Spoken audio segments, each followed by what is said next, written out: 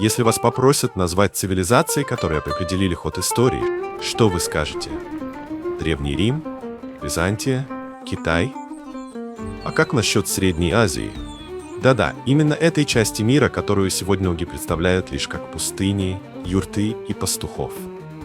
Но что, если я скажу вам, что именно отсюда выходили завоеватели, философы и ученые, изменившие всю планету?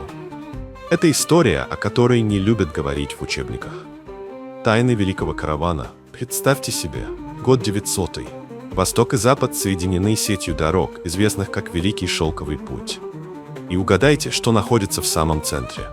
Средняя Азия – гигантский перекресток цивилизаций. Здесь встречаются китайские торговцы, арабские ученые, индийские мистики и европейские купцы.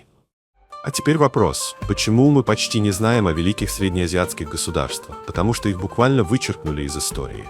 Самарканд, Бухара, Мерв – когда-то это были города, затмевающие Париж и Лондон.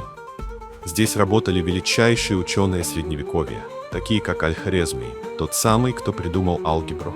Представляете, мы каждый день используем числа, а их концепцию создал человек, которого в Европе почти никто не знает. Империя, изменившая мир. А теперь попробуйте представить, что в XIX веке именно отсюда пришли люди, которые построили самую большую империю в истории. Да, речь о Чингисхане и его потомках. Но что, если я скажу вам, что он не просто дикий варвар? Он создал систему управления, которая опережала Европу. Центральная Азия стала его лабораторией. Здесь закладывались основы глобальной торговли, дипломатии и даже религиозной терпимости. Но потом, спустя пару столетий, эта цивилизация пошла на спад. Почему? Европейцы открыли морские пути, торговля ушла на юг, а Центральная Азия превратилась в пустыню, буквально. Великие города заброшены, библиотеки сожжены, а их история забыта. Или почти забыта. Возвращение Средней Азии. Но история циклична. Сегодня Средняя Азия снова возвращает себе статус центра мира.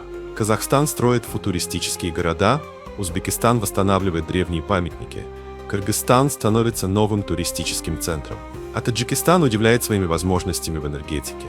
Но смогут ли эти страны вернуть себе былое величие? Или они снова останутся лишь страницами учебников истории? История – это не только прошлое, это то, что происходит прямо сейчас. И, возможно, в будущем кто-то назовет 21 век эпохой Средней Азии. Каждое слово – это мост между прошлым и будущим, каждая строка – дыхание вечности. Мы верим, что эти плейлисты станут для вас не просто музыкой или рассказами, а настоящим путешествием в мир поэзии, культуры и вдохновения. Если эти истории тронули вашу душу, поддержите нас лайком и подпиской. Это помогает нам создавать еще больше уникального контента. Ваша поддержка – это топливо для новых идей, новых выпусков и новых эмоций.